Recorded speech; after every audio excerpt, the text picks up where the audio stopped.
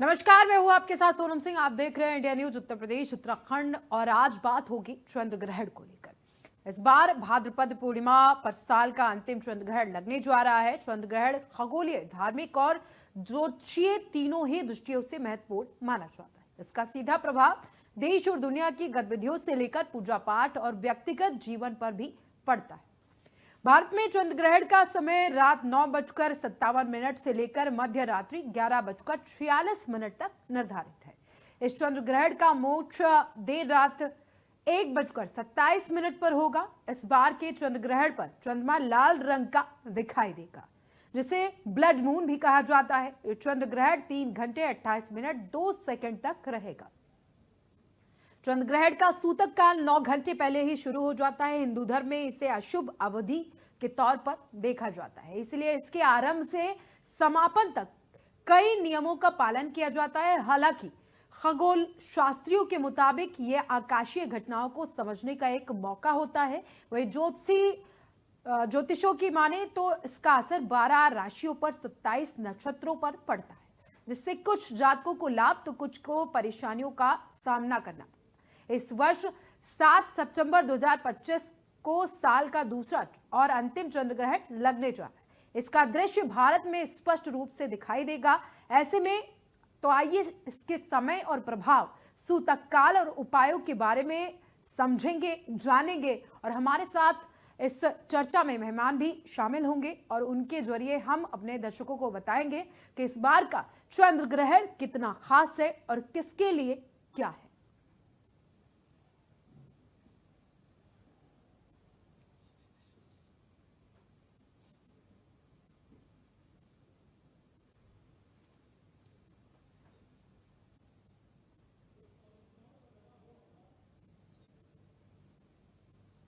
तो जीएफएक्स के जरिए हम आपको बता रहे हैं कि कहां कहां पर चंद्र ग्रहण दिखाई देगा। तो दिल्ली में भी चंद्र ग्रहण का असर दिखाई देगा।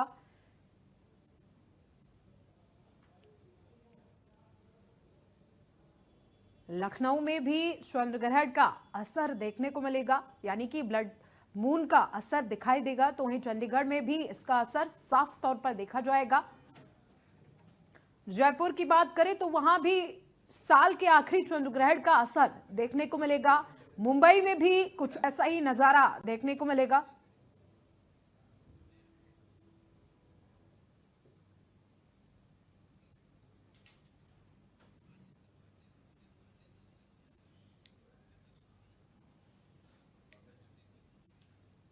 तो हमारे साथ हमारे मेहमान जुड़ गए हैं। डॉक्टर आदित्य पांडे ज्योतिषाचार्य हैं और विनय पांडे, वो भी ज्योतिषाचार्य हैं, हमारे साथ चर्चा के लिए जुड़ गए हैं। आप सभी का बहुत बहुत स्वागत है इंडिया न्यूज उत्तर प्रदेश उत्तराखंड पर। सबसे पहले सवाल हमारा डॉक्टर आदित्य पांडे जी से। डॉक्टर आदित्य, जिस तरीके से इस बार देखा जा रहा है कि चंद्र ग्रहण कल लगेगा और कुछ खास मायनों में इसे विशेष तौर पर कहा जा रहा है कि इस बार का जो चंद्र ग्रहण है वो काफी अहम होगा और कुछ खास राशियों पर अपना प्रभाव भी छोड़ेगा। तो क्या कुछ धार्मिक महत्व हैं, किस तरीके से किन किन राशियों पर क्या क्या असर छोड़ेगा? ये जो चंद्र ग्रहण है, पहली बात तो ये महत्वपूर्ण इसलिए है कि ये पड़ रहा है पितृपक्ष की शुरुआत पर। पितृपक्ष 16 दिन के होते हैं, पूर्णमासी का श्राद्ध होना है और उसी के साथ पड़ रहा है ये ग्रहण। ये लगभग 100 वर्षों बाद ऐसा योग बन रहा है। कुंभ राशि और शतभिषा नक्षत्र पे जो इसका प्रभाव है वो सबसे ज्यादा होगा, क्योंकि कुंभ राशि जो है इसको हम वाटर एलिमेंट यानी कि जल तत्व की राशि मानते हैं। तो यहाँ पर जो इसका प्रभाव है वो हमें देखने को मिलेगा बारिश के रूप में, हमें देखने को मिलेगा समुद्र में जो सुनामी या फिर और बाढ़ आती है उसके रूप में, और प्राकृतिक आपदाओं के रूप में। ये सब इस वर्ष बढ़ेंगी, इससे बहुत अधिक रूप से प्रभावित होंगे अगले 6 महीने तक। और इसका प्रभाव और अधिक इसलिए बढ़ जाता है क्योंकि वैदिक ज्योतिष में हम मानते हैं कि अगर एक माह के अंदर ही 2 ग्रहण पड़ जाएं और दोनों ही किसी एरिया में दिखाई दें तो फिर उसका जो असर है वो जनमानस के लिए और सत्ता यानी सरकार के लिए, दोनों के लिए ही बहुत खराब होता है। और चूंकि ये ग्रहण दोनों ही दिखाई देंगे भारतवर्ष में, इसलिए भारत के लिए ये जो ग्रहण है ये शुभ कारक बिल्कुल नहीं है। विशेष रूप से जो इसका बुरा असर है वो देखने को मिलेगा कुंभ राशि वालों के लिए, मकर राशि वालों के लिए, कर्क राशि वालों के लिए और कन्या राशि वालों के लिए। ठीक है। विनय पांडे जी का रुख कर लेते हैं। विनय पांडे जी, इस बार का जो चंद्र ग्रहण है उसका सूतक काल कब लग रहा है और इसका महत्व क्या होता है सूतक काल का?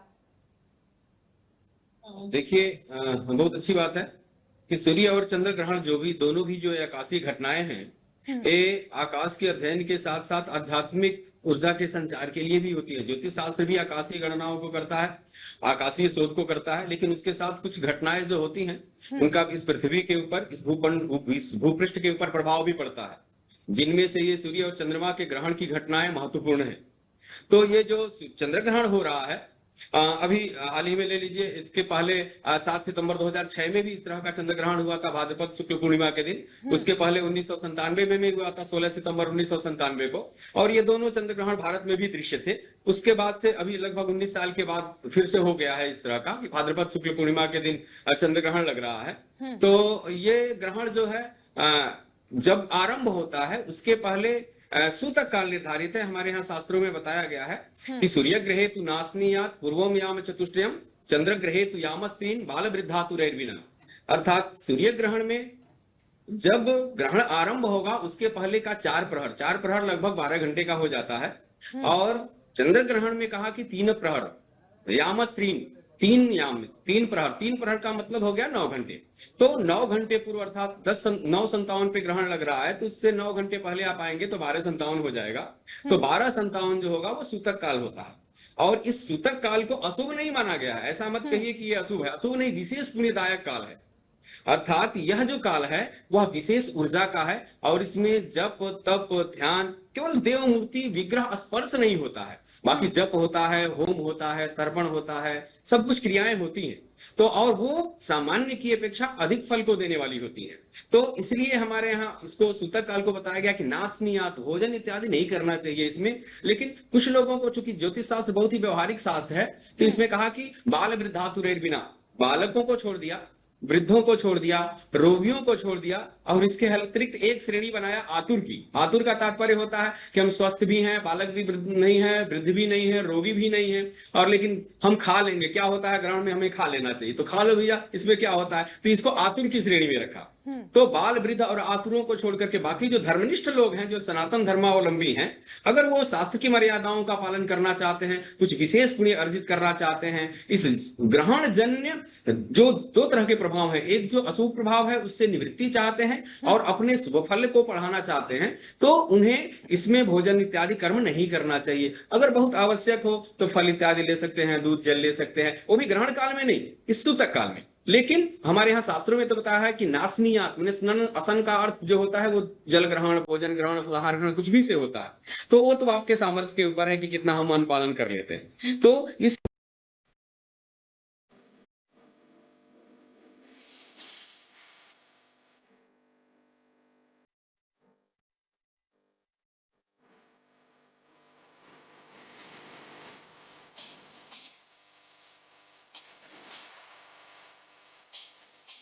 नहीं करना है।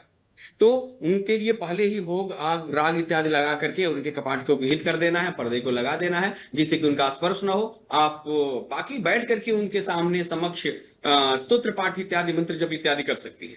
ठीक है डॉक्टर आदित्य, जिस तरीके से ग्रहण में माना जाता है कि जो गर्भवती महिलाएं होती हैं उनके लिए शुभ भी माना गया है और अशुभ भी माना गया है, तो इस बार का चंद्र ग्रहण गर्भवती महिलाओं के लिए क्या कुछ खास है, शुभ है या अशुभ है? क्योंकि ये पूर्ण चंद्र ग्रहण है, इसलिए बहुत ज्यादा ध्यान देना पड़ेगा गर्भवती महिलाओं को कि वो ग्रहण के जो सूतक काल है उसके दौरान भी बाहर खुले में ना निकले, और अगर बाय चांस निकलना भी पड़ता है तो कोशिश करें जो उनका मदर वूम्ब है, यानी जो गर्भ है, वो कवर्ड होना चाहिए, ढका हुआ होना चाहिए। और अगर उनके पास में तुलसी का पत्ता उपलब्ध है तो तुलसी का पत्ता अपने पास रखें तो भी हेल्प मिलेगी। कहीं कहीं हमारे यहाँ जो धर्म सिंधु है उसमें यह भी वर्णन है कि ऐसी महिलाओं को तो बिल्कुल नहीं निकलना चाहिए, उनको डार्क एनवायरनमेंट में या फिर अंदर रहना चाहिए। आजकल सामाजिक परिस्थिति के अनुसार अगर बात की जाए तो ये बात ठीक है कि हमें नहीं निकलना चाहिए, पर ग्रहण के दौरान स्टूडियो में आप लोग भी आएंगे, हम लोग भी निकलेंगे और कार्य भी करेंगे। ऐसा नहीं कि फ्लाइट नहीं टेक ऑफ होगी, ऐसा नहीं कि कार्य नहीं होंगे, तो सभी कार्य होंगे। उसके लिए जो सरल विधान बताया गया है वो ये है कि आप तुलसी का पत्ता मुख में रख कर निकल सकते हैं।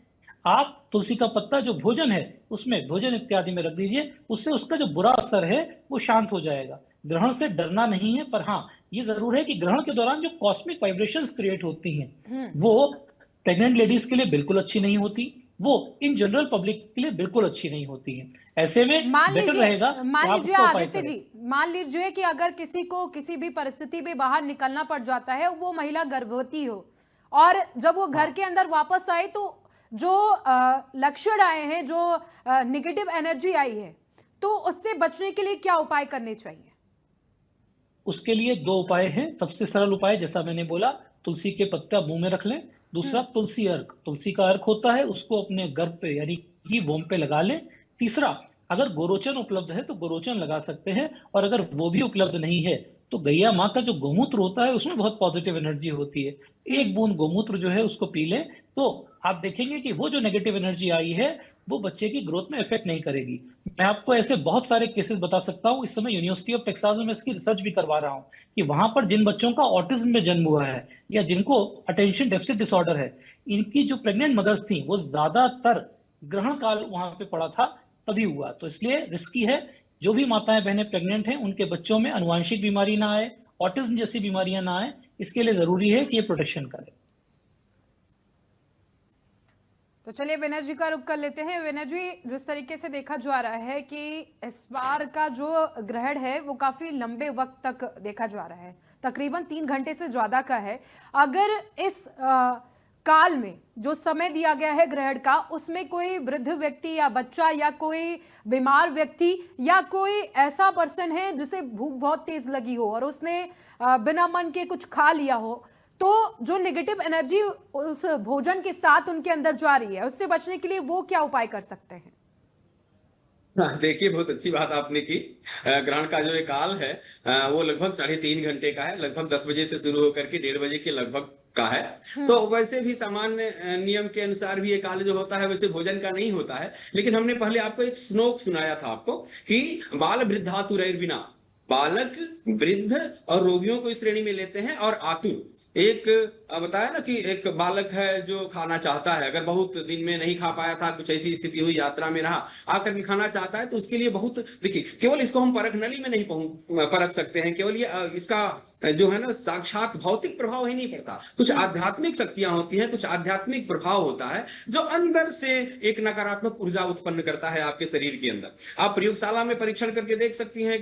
कभी कभी हो सकता है कि आप कहें कि नहीं, कोई नकारात्मक ऊर्जा आपके शरीर में नहीं आई, लेकिन आध्यात्मिक तौर पे आंतरिक जो उत्सर्जन होता है ऊर्जाओं का, वो नकारात्मक रूप में होता है। तो अगर बालक खा भी लिया तो उनको आध्यात्मिक दृष्टि से हमारे आचार्यों ने, हमारे ऋषियों ने उनको छूट दे रखी है, रोगियों के लिए छूट दे रखी है, क्योंकि ये जो एनर्जी होगी नकारात्मक रूप में कहीं रोग की अवस्था में भोजन नहीं करने से ज्यादा दुष्परिणाम उत्पन्न नहीं करेंगी। लेकिन अगर रोग की अवस्था में किसी की डायबिटीज बढ़ रही है, कम हो रही है, और उसको भोजन आप नहीं देंगे तो उसके साथ ज्यादा दुष्परिणाम उत्पन्न हो सकता है। तो रोगियों को भी छूट रखा।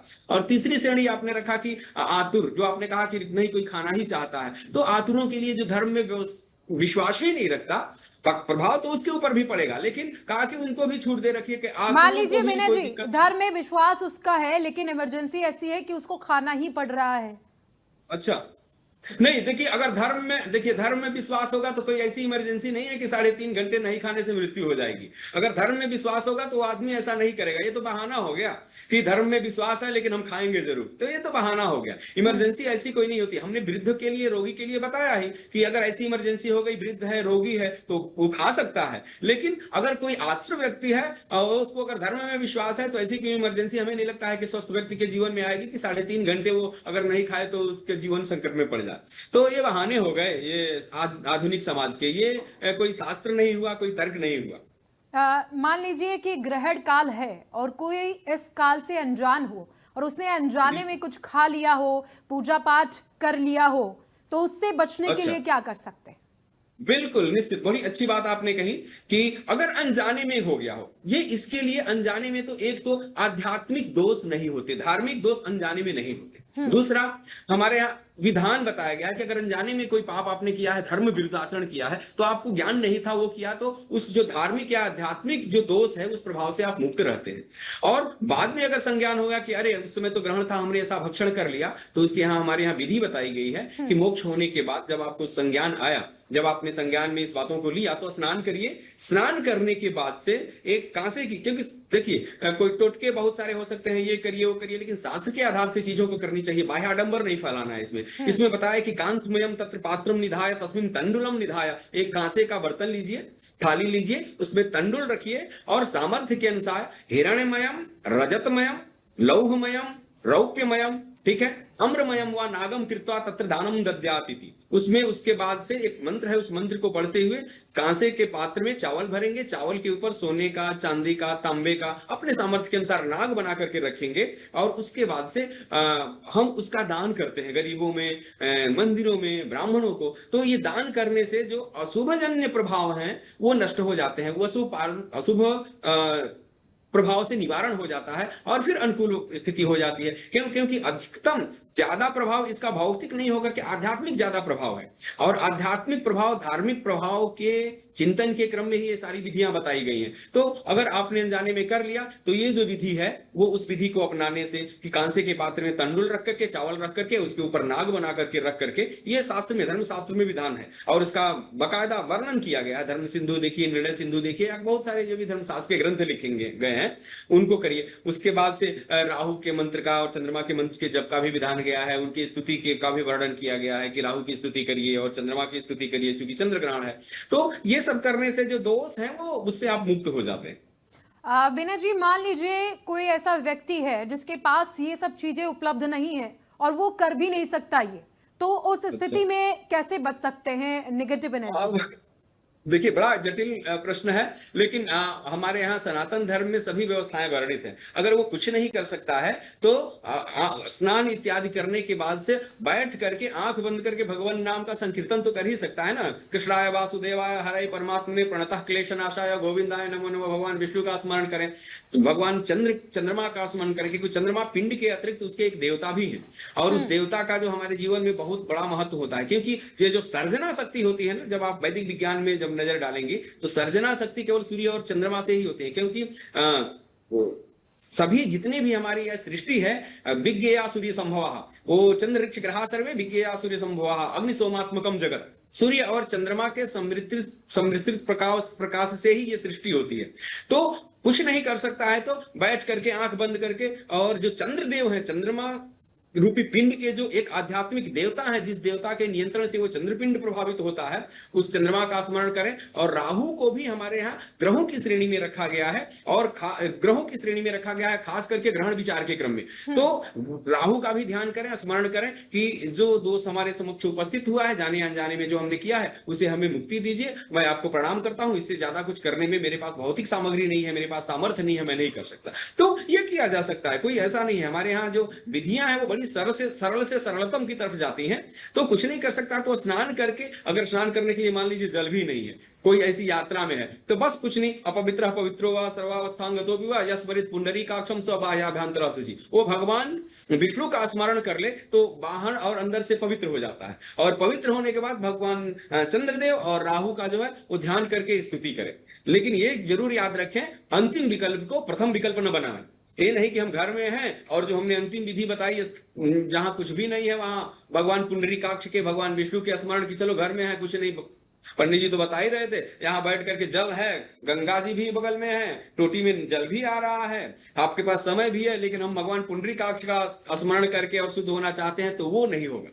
कुल मिलाकर विनय जी, अगर देखा जाए तो हर जो अपवित्र चीजें हैं उनका काट हिंदू धर्म में है। और अब चलते हैं आदित्य जी के पास। आदित्य जी, जो हमारी राशियां हैं, इस ग्रहण में उन पर क्या असर दिखाई देगा? कौन कौन सी ऐसी राशियां हैं जिन पर ज्यादा प्रभाव होगा, कौन सी ऐसी राशियां हैं जिन पर कम प्रभाव पड़ेगा? चंद्र ग्रहण हो और राशियों पर प्रभाव न पड़े, ऐसा तो हो नहीं सकता, क्योंकि एक बहुत बड़ी भौगोलिक घटना है और चंद्रमा तो सबके मन को कंट्रोल करता है। चंद्रमा मनसो जाता है, चक्षु सूर्यो अजायता, ऐसा कहते हैं। अगर बात करें राशियों के अनुसार तो मेष राशि वाले जो हैं उनके लिए ये कष्ट लेके आएगा शारीरिक रूप से। उनके लिए बहुत सरल उपाय है, उस समय वो हनुमान जी के किसी भी मंत्र का, स्तोत्र का या बजरंग बली जी का ध्यान कर सकते हैं। वृष राशि वालों के लिए बात करें तो ये ग्रहण उनके लिए शुभ कारक है, अच्छा है। उनके लिए बहुत सरल है कि वो विष्णु भगवान जी का ओम नमो भगवते वासुदेवाय या फिर विष्णु जी का कोई भी मंत्र बोल सकते हैं। मिथुन राशि वालों के लिए भी ये शुभ कारक है। वो अगर इसका उपाय करेंगे, गणपति जी का इस समय पूजन करेंगे। गणपति जी का एक अथर्वशीर्ष स्तोत्र है, और अगर वो भी नहीं पता तो सिर्फ गणपति जी का ध्यान कर लो। मन में ध्यान बहुत महत्वपूर्ण है, वो कर लेंगे तो भी लाभ मिलेगा। कर्क राशि वालों के लिए अच्छा नहीं है, क्योंकि कर्क राशि के स्वामी चंद्रमा होते हैं, उन पर ही ग्रहण लगा हुआ है। तो ऐसे में कर्क राशि वालों के लिए अच्छा नहीं है। कर्क राशि वालों को चाहिए कि इस समय अगर संभव हो तो कोई भी एक चांदी का पात्र, चांदी का कटोरा ले लें या चांदी का सिक्का ले लें, उसमें जो है जल के पात्र में चांदी का सिक्का डाल दें और फिर भगवान शिव जी के मंत्र का ध्यान करें या भगवान शिव जी का ध्यान करें। सिंह राशि वालों की बात करें तो सिंह राशि वालों के लिए भी इसका प्रभाव खराब है, क्योंकि उनको सरकारी मामलों से तनाव हो सकता है, उनके स्वास्थ्य में कमी आ सकती है और पत्नी जी के स्वास्थ्य में कष्ट आ सकता है। सूर्य के लिए सबसे अच्छा तरीका है कि जैसे ही ग्रहण पूर्ण हो उसके बाद में जो है तांबे के लोटे में जल रख लीजिए, और जब सुबह सूर्य भगवान जी उठते हैं यानी कि हमें दिखते हैं तो उस समय उदय होने पर सूर्य भगवान जी को अर्घ्य दे लीजिए। ये भी नहीं कर सकते तो सिर्फ ओम ग्रहणी सूर्याय नमः या ओम सूर्याय नमः बोल दें। कन्या राशि वालों के लिए भी ये तनावपूर्ण है। तनावपूर्ण इसलिए कि उनको आर्थिक रूप से थोड़ा सा तनाव देगा, उनकी फाइनेंशियल प्रॉब्लम बढ़ सकती हैं। उसके लिए सबसे बढ़िया उपाय है कि गणेश जी को दूब घास चढ़ा दो, और थोड़ी सी जो तुलसी के पत्र हैं उनको किसी भी शुद्ध जल में रख लो, और जैसे ही ग्रहण पूर्ण हो इससे नहा लो। तुला राशि वालों के लिए अगर इस ग्रहण की बात की जाए तो तुला राशि वालों के लिए चूंकि ये ग्रहण संतान पक्ष पे प्रभाव कर सकता है, एजुकेशन पे प्रभाव कर सकता है, तो जो मैरिड हैं उनके लिए संतान भाव के लिए नेगेटिव है, और जो अनमैरिड हैं या जो पढ़ाई से संबंधित हैं उनके लिए पढ़ाई में थोड़ी रुकावट ला सकता है। उनके लिए सबसे बढ़िया उपाय है कि वो इस समय ओम नमो भगवते वासुदेवाय या तो इस मंत्र का पाठ कर लें, या फिर भगवान कृष्ण जी की कोई भी प्रतिमा, फोटो, छाया चित्र, आजकल तो सबसे बढ़िया तरीका है मोबाइल पर जो है उनकी कोई ना कोई फोटो डाउनलोड कर लीजिए, वो देख लीजिए और देख करके भगवान कृष्ण जी का मंत्र का पाठ कर लीजिए। उसके अलावा बात करते हैं वृश्चिक राशि की, तो वृश्चिक राशि वालों के लिए भी थोड़ा सा तनावपूर्ण समय है, क्योंकि उनके घर में, परिवार में क्लेश का वातावरण बन सकता है। उसका सबसे बढ़िया इलाज है कि मैया दुर्गा का, नवरात्रि आगे वैसे आने वाली है पर अभी से शुरू कर दीजिए, दुर्गा सप्तशती का जिस समय ग्रहण का समय है पाठ कर लीजिए, बहुत फायदा मिलेगा। माँ दुर्गा का ध्यान कर लीजिए, और लाल रंग की चुनरी किसी भी नीडी महिला को या लाल रंग के कपड़े किसी भी नीडी महिला को दान कर सकते हैं। धनु और मीन राशि वालों की अगर बात करते हैं तो उनके लिए ये बहुत ज्यादा तनावपूर्ण है, क्योंकि उनकी शत्रुता में वृद्धि होगी, उनको बहुत ज्यादा मानसिक तनाव हो सकता है, और साथ में उनके जो पुराने दबे हुए मामले हैं वो इस समय उठ सकते हैं। उनके लिए बहुत अच्छा इलाज है कि थोड़ी सी हल्दी नहाने के जल में मिला लो, और जैसे ही ग्रहण का समय पूरा हो ये हल्दी वाला जो जल है उससे नहा लो। मकर और कुंभ राशि वालों के लिए, क्योंकि कुंभ राशि पर ही ग्रहण हो रहा है तो यहाँ पर बहुत ध्यान देना पड़ेगा। उनके लिए स्वास्थ्य का खतरा बन रहा है। अगर किसी की सर्जरी पेंडिंग है तो रिक्वेस्ट है कि अगले 1 महीने में उसको करवा लीजिए, डिले मत करिए। कोर्ट कचहरी, वाद विवाद में बिल्कुल मत पड़िए, कहीं भी लड़ाई झगड़ा न करें। मकर और कुंभ राशि के लिए सबसे बढ़िया उपाय है कि वो इस समय यदि संभव हो तो थोड़ा सा किसी भी पात्र में जल ले लें, उसमें 2 बूंद सरसों का तेल डाल दें और ये नहाने के जल में मिला लें। और अगर आपको राशि का ज्ञान भी नहीं है, आपको कुछ भी जानकारी नहीं है, आपके लिए सबसे बढ़िया तरीका है कि ध्यान रखिए भगवान के किसी भी रूप का, अगर आपके कुल देवता हैं उनका, या फिर अपने इष्ट भगवान का ध्यान करिए। जो ग्रहण का समय है वो बहुत अच्छा समय होता है पूजा पाठ करने के लिए।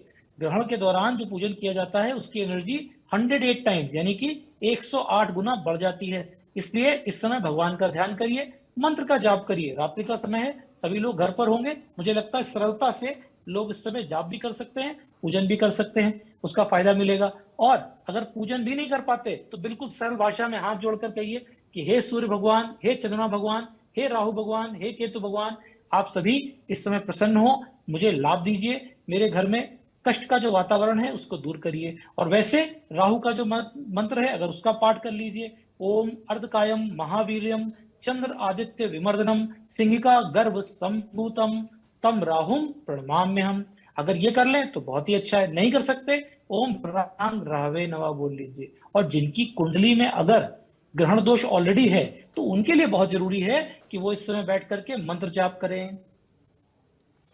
चलिए, बहुत अच्छा लगा कि आपने इतनी तमाम जानकारियां दर्शकों तक पहुंचाई और किस तरीके से लोग ग्रहण में बच सकते हैं, क्या उपाय कर सकते हैं, ये सब कुछ आपने बताया। तो आप दोनों का बहुत शुक्रिया चर्चा में जुड़ने के लिए। तो जिस तरीके से साल का आखिरी और साल का दूसरा चंद्र ग्रहण 7 सितंबर को लगने जा रहा है, उसमें बहुत ही सावधानी के साथ रहने की जरूरत है। फिलहाल इस खास पेशकश में इतना ही।